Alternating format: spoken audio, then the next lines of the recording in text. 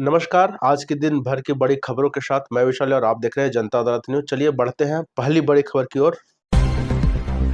पकड़ा गया NEET paper leak का मास्टरमाइंड, संजीव मुखिया ईओयू ने आधी रात को पटना से दबोचा। NEET paper leak mastermind arrest. EOU को गुप्त सूचना मिली थी कि पेपर लीक का मास्टरमाइंड संजीव मुखिया दानापुर थाना क्षेत्र के शगुना मोड़ स्थित एक अपार्टमेंट में आने वाला है। इस सूचना के आधार पर टीम ने छापेमारी की योजना बनाई। गुरुवार रात को ऑपरेशन शुरू किया गया और संजीव मुखिया को धर दबोचा। नीट पेपर लीक मामले का मास्टरमाइंड संजीव मुखिया आखिरकार गिरफ्तार कर लिया गया। नीट पेपर लीक की शुरुआती जांच कर रही बिहार के आर्थिक अपराध इकाई ईओयू ने गुरुवार रात को पटना के शगुना मोड़ इलाके से संजीव मुखिया को गिरफ्तार किया। इस ऑपरेशन में ईओयू के साथ दानापुर पुलिस ने भी सहयोग किया। संजीव मुखिया लंबे समय से फरार था और उसकी तलाश में सीबीआई भी लगी हुई थी। बिहार पुलिस ने घोषित किया था इनाम। हाल ही में बिहार पुलिस मुख्यालय ने संजीव मुखिया की गिरफ्तारी के लिए 3 लाख रुपए का इनाम घोषित किया था। यह इनाम 10 अप्रैल 2025 को घोषित किया गया था, जिसमें पुलिस और आम लोगों से उसकी जानकारी देने की अपील की गई थी।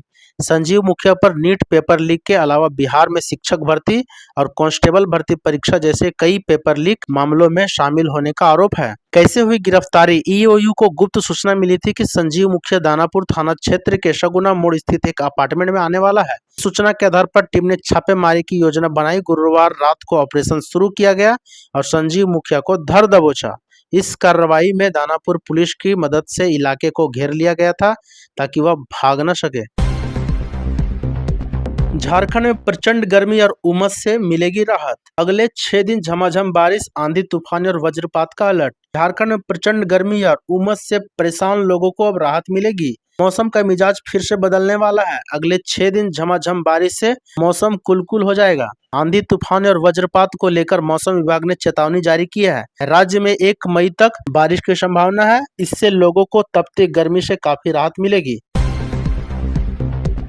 रांची, जब मंत्री जी ही भरे कार्यक्रम में खर्राटा भरने लगेंगे तो फिर शिक्षा व्यवस्था का भी सो जाना तो लाजमी है। वैसे भी झारखंड की बदहाल शिक्षा व्यवस्था किसी से छुपी नहीं है। ऐसे में जब शिक्षा मंत्री भरे कार्यक्रम में सोने लगे तो समझ आता है कि सरकार और उनके नुमाइंदे शिक्षा व्यवस्था को सुधारने में कितनी संजीदा है। दरअसल झारखंड के शिक्षा मंत्री रामदास सोरेन का नियुक्ति पत्र वितरण कार्यक्रम में सोते हुए तस्वीर सामने आई है। शिक्षा मंत्री सोरेन को कार्यक्रम में खर्राटा भरते देख मीडिया कर्मियों ने उन्हें आवाज भी लगाया, लेकिन वो सोने में इस कदर खोए थे कि उन्हें कुछ पता ही नहीं चला। उनके बगल में ही स्वास्थ्य मंत्री इरफान अंसारी भी बैठे थे, लेकिन मंत्री जी काफी गहरी नींद में सो गए। इधर मंत्री जी ने सोते हुए तस्वीर के सामने आने के बाद भाजपा ने सवाल खड़े किए हैं। भाजपा ने कहा कि अगर मंत्री जी को झारखंड के शिक्षा व्यवस्था की चिंता रहती तो उन्हें नींद नहीं आती। ऐसा लग रहा है मानो काम करते करते थक गए हैं, रात भर जागकर शिक्षा व्यवस्था पर ध्यान देते हैं। तभी तो ऐसी स्थिति में झारखंड की शिक्षा व्यवस्था भी है।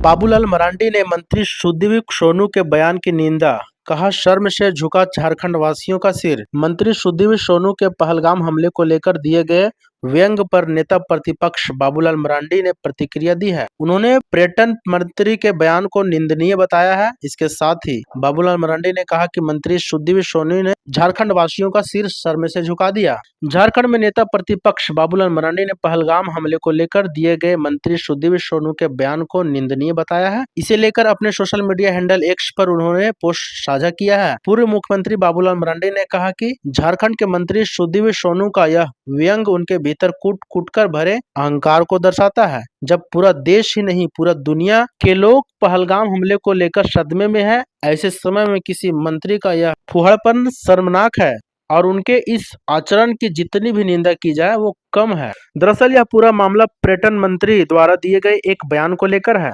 मंत्री सुदीप कुमार सोनू ने मीडिया से बातचीत के दौरान बताया था कि पहलगाम हिमाचल प्रदेश में है।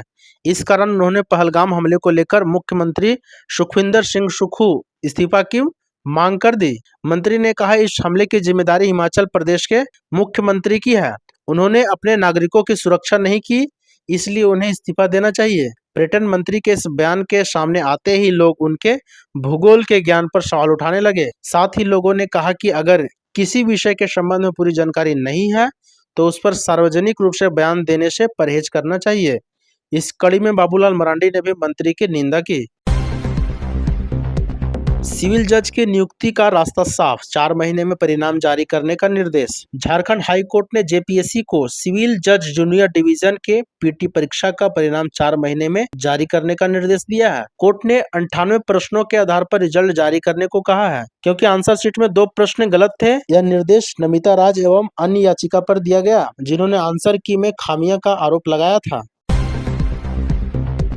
झारखंड राज्य का पहला हाई सिक्योरिटी जेल का निर्माण हजारीबाग में किया जा रहा है। इसी के संबंध में आज झारखंड के गृह सचिव श्रीमती वंदना दादेल के द्वारा किया गया निरीक्षण के दौरान कारा महानिरीक्षक, पुलिस अधीक्षक, जेल अधीक्षक, प्रोबेशन पदाधिकारी, जिला उपायुक्त आदि अधिकारियों की मौजूदगी रही। जेल का निर्माण 18.20 एकड़ में किया जा रहा है, जिसमें 280 कैदियों को रखा जा सकेगा। इस हाई सिक्योरिटी जेल सभी आधुनिक सुरक्षा उपकरणों से लैस होगा।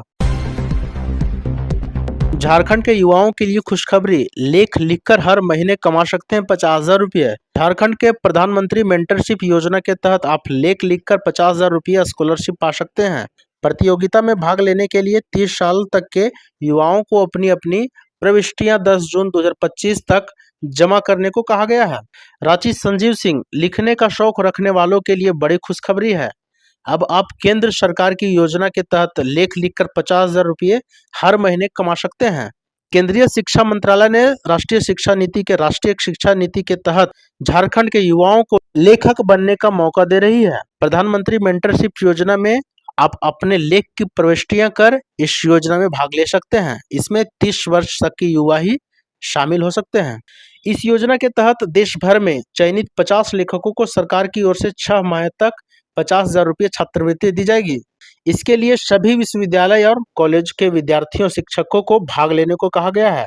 इस प्रतियोगिता में भाग लेने के लिए अपनी अपनी प्रविष्टियां जमा करने की अंतिम तिथि 10 जून 2025 निर्धारित की गई है। लेखक 22 अधिकारित भारतीय भाषा और अंग्रेजी में अपनी प्रविष्टियां भेज सकते हैं। लेखकों के लिए 3 विषय निर्धारित किए गए हैं। इनमें राज्य निर्माण में प्रवासी भारतीय का योगदान विषय के लिए 10 लेखक का चयन किया जाएगा। इसी प्रकार भारतीय ज्ञान प्रणाली विषय के लिए 20 लेखक का चयन किया जाएगा, जबकि तीसरे विषय आधुनिक भारत के निर्माता 1950 से 2025 विषयों के लिए 20 लेखक का चयन किया जाएगा।